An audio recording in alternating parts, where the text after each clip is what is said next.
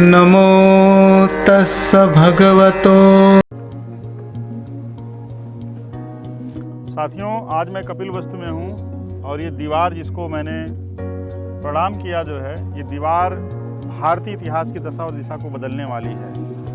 ये ऐसी दीवार है जो बौद्धों के लिए पवित्र दीवार है। ये ऐसी दीवार है जिसका इतिहास अभी तक नहीं लिखा गया है। ये ऐसी दीवार है, इतिहासकारों ने इस दीवार की सच्चाई को अभी तक छुपाए रखा।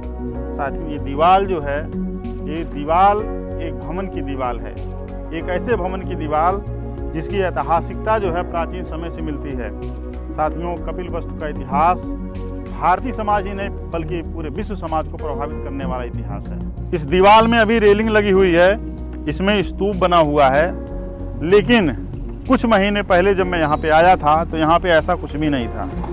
साथियों, इस बाउंड्री के अंदर एक बिल्डिंग है जिसका खंडहर जो है मैं आपको दिखाऊंगा। ये खंडहर भारतीय इतिहास के दृष्टिकोण से और कपिलवस्तु के स्तूप के दृष्टिकोण से अगर देखा जाए तो इसमें लगी हुई ईंटें कपिलवस्तु की लगी हुई ईंटों के एकदम सामान्य हैं।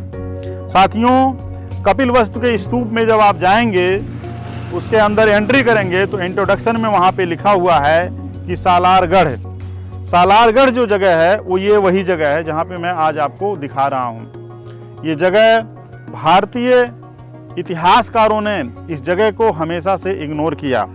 भारतीय पुरातत्व सर्वेक्षण विभाग ने इस जगह को इग्नोर किया। अगर इस जगह को इग्नोर नहीं किए होते तो आज इस जगह जो कि कपिलवस्तु में है, राजा शुद्धोधन के महल से मात्र 1 किलोमीटर की दूरी पर पूर्व दिशा में है, कपिलवस्तु स्तूप से मात्र 1 किलोमीटर की दूरी पर पूर्व दिशा में है, इसका इतिहास जरूर लिखा गया होता। क्योंकि कपिलवस्तु जो एक रहस्य था पूरे जनमानस के लिए, 1898 में विलियम कलेक्शन पेपे जो बर्डपुर सिद्धार्थ नगर के जमींदार थे, उन्होंने 1898 में जब कपिलवस्तु की खुदाई करवाई तो उसके स्तूप से जो है, स्तूप के अंदर जो है भगवान बुद्ध की अस्थियां निकली। पत्थर की पेटी के अंदर धातु मंजूसाएं निकली और जब उसका कार्बन डेटिंग से चेक किया गया तो पता चला कि ये भगवान बुद्ध की अस्थियां हैं। ये ईसा मसीह से 500 वर्ष पूर्व की ये अस्थियां हैं। तो साथियों, ये भवन जो है, जो कपिलवस्तु के इतिहास को बहुत अच्छे तरीके से उसकी दशा और दिशा को बदल सकता है।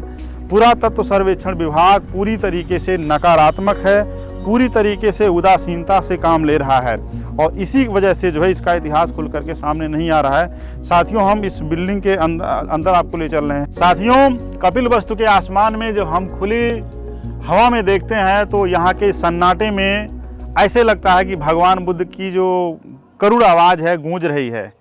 क्योंकि यहाँ पे अगर छोटे छोटे पंछियाँ बोलती हैं, छोटे छोटे कीड़े मकोड़े बोलते हैं, तो यहाँ पे पोल्यूशनलेस ज़मीन है एक तरीके से देखा जाए तो यहाँ पे उनकी आवाज़ हमको सुनाई देती है। कपिलवस्तु सन्नाटे में आज बेहद तब्दील है। लेकिन साथियों, भगवान बुद्ध के जो बुद्धंग शरणं गच्छामि के जो वचन थे, जो त्रिपिटक के वाक्य रहे हैं, जो धम्मपद की गाथाएं हैं, जो मध्यम निकाय के तमाम दृष्टांत हैं, जो विनय पिटक के नियम हैं, यहीं के विद्वान उपाली ने जो है त्रिपिटक के प्रमुख ग्रंथ विनय पिटक का संपादन जो है बिहार में किया था। बिहार में सप्तपर्णीय गुफा है, वो सप्तपर्णीय गुफा जो है व्यवहार पर्वत में है। तो साथियों, यहीं के विद्वानों ने, जिन्होंने विनय पिटक का संपादन किया, जिन्होंने बौद्ध धर्म को पाला और पोसा है, पाली भाषा का एक तरीके से विस्तृत रूप जो है त्रिपिटक साहित्य में निकल करके सामने आता है। इन्हीं खंडहरों में हमारे बौद्ध भिक्षु, हमारे विद्वान तथागत गौतम बुद्ध और तमाम थेर और थेरियाँ यहाँ पे निवास करके जो है बौद्ध धर्म को संचालित किए हैं। साथियों, आइए मैं इसको खंडहर दिखाता हूँ। साथियों, मेरी जो अपनी खोज है पुरातत्व विभाग को लेकर के कि उसकी ईंटें आप देखिए साथियों जो है तो एक स्क्वायर में है। इसकी ईंटें आप देख लीजिए, ये क्या नाम है, दीवार के अंदर लगी हुई ईंटें हैं। इन ईंटों की जो चौड़ाई है ये बाद में इसको जोड़ा गया है, लेकिन जब इसके अंदर वाले हिस्से में देखेंगे, देखिए यहाँ समूचा ईंट है, ये बाद में मसाले जोड़ा गया है, लेकिन ये ओरिजिनल दीवार है। साथियों जो है इसके ईंटें आज भी एज इट इज पड़ी हैं, ये स्क्वायर में ईंटें हैं। कपिलवस्तु की जो स्तूप है और राजा शुद्धोधन का जो महल गनवरिया है, उसके ईंटों के ये समान बिल्कुल भी हैं। साथियों, आप देखिए कि ये कितनी चौड़ी चौड़ी दीवारें हैं ये जो मकान हैं, भारतीय सभ्यता के दृष्टिकोण से देखा जाए, भारतीय इतिहास लेखन के दृष्टिकोण से देखा जाए, तो भारतीय इतिहासकारों ने अब तक जितनी बिल्डिंगों का, जितने भवनों का, जितने अवशेषों पे इतिहास लेखन का कार्य किया है, इससे ज़्यादा पुराने बहुत कम जो है भवन हमको मिलते हैं। जो बौद्धकालीन भवन हैं वो भारतीय इतिहास में भवन निर्माण की कला के सबसे प्राचीनतम नमूनों में से आते हैं। उससे पहले हड़प्पा की सभ्यता हमारे सामने आती है। साथियों, ये भवन बहुत कुछ इतिहास में बदल सकता है, बहुत कुछ दिखा सकता है। साथियों, कपिलवस्तु के इतिहास को विस्तृत तरीके से खोजने के लिए जब यहाँ पे कृष्ण मोहन श्रीवास्तव कपिलवस्तु में आए, तब उन्होंने 1971 से लेकर के 1976 तक खुदाई करवाया और कृष्ण मोहन श्रीवास्तव की अध्यक्षता में भगवान बुद्ध का एक और अस्थि कलश मिला। उस अस्थि कलश पे जो है सुकृति भद्रनंग लिखा हुआ था, जिसका पूरा मतलब ये होता है कि भगवान बुद्ध यानी शाक्य वंश के लोगों ने जो है, उनके भाई बहनों ने जो है, उनके सगे संबंधियों ने भगवान बुद्ध का अंतिम संस्कार से प्राप्त जो अस्थियां थीं उसको कपिलवस्तु में ला करके उनके स्तूप में रखा। साथियों, कपिलवस्तु महाविहारे भिक्षु संघस ये भी हमें वहाँ पे मिला, जिससे ये पता चला कि यही कपिलवस्तु है। और वहाँ पे बहुत सारे हमको जो है ऐसे सिक्के मिले जिन सिक्कों पे कपिलवस्तु लिखा था, धम्मचक्र छपा हुआ था। साथियों, ये देखने में भवन बिल्कुल छोटा जरूर है, लेकिन यह भारतीय इतिहास की दिशा और दशा को बदल सकता है, कपिलवस्तु के इतिहास को बदल सकता है, पूरी दुनिया के इतिहासकारों का दिमाग इधर खींच सकता है। बस पुरातत्व विभाग की ये जिम्मेदारी है कि यथाशीघ्र जो है इसकी खुदाई करवा करके इसमें प्राप्त जो अवशेष हैं, इसके अंदर जो एक नायाब हीरा छिपा हुआ है, उसको कार्बन डेटिंग के माध्यम से जो है विश्व पटल पर लेकर के आएँ। साथियों, ये बाउंड्री जो लगाई गई है बहुत ही छोटी बाउंड्री है। यहाँ पे तमाम जानवर इसके अंदर आके चरते हैं, बहुत सारे बकरियाँ आके चरती हैं, यहाँ पे लोग अनायास घूमते हैं। तो साथियों, मैं आपको दिखाऊंगा पुरातत्व सर्वेक्षण विभाग की लापरवाही, जिसका एक भी बोर्ड यहाँ पर नहीं लगा हुआ है। और ये जो बाउंड्री आप देख रहे हैं, सामने से तो थोड़ा सा लोहे का ग्रिल लगा दिया है, गेट में कोई ताला नहीं लगा हुआ है। और इधर अगर आप देखेंगे तो इसकी बाउंड्री पे लोहे की कोई भी रेलिंग नहीं है, कोई भी आदमी, कोई भी जानवर इधर से आ जा सकता है। तो बौद्ध धर्म को लेकर के भारतीय पुरातत्व सर्वेक्षण विभाग जिस तरीके से नकारात्मक का भाव पूरी दुनिया के सामने दिखा रहा है, ये बिल्कुल भी सही नहीं है। और मैं ये कहना चाहूँगा कि हमारे देश के तमाम बड़े लीडर जो विदेश में जाते हैं और विदेश में जाने के बाद वो लोग बुद्ध की बात करते हैं, क्योंकि भारत की अगर किसी संस्कृति और सभ्यता को दुनिया ने एक्सेप्ट किया है तो वह है बुद्धिज़्म। भारत में बहुत सारे धर्म हैं। भगवान बुद्ध के समय में 62 स्कूल ऑफ थॉट थे, यानी कुल 62 संप्रदाय थे। लेकिन भारत के बाहर अगर विदेशों में कोई धर्म गया तो बौद्ध धर्म ही है। इसलिए साथियों, हमारे देश के कोई भी डिप्लोमेट्स, लीडर, विद्वान, एकेडमिशियन, पॉलिटिशियन कोई भी जाता है तो लोग यही कहते हैं कि आप बुद्धा के लैंड से आए हैं, उसका वेलकम करता है। और लोग यह बात कहने मजबूर हो जाते हैं कि मैं बुद्ध की धरती पे हूँ। और विश्व गुरु भारत को इसीलिए कहा जाता है क्योंकि बुद्ध के ज्ञान को दुनिया ने माना, जाना, समझा, अपनाया। और भारत के पहले विद्वान हैं जिनको दुनिया ने सराहा, समझा, उनके ज्ञान का अनुसरण करती है।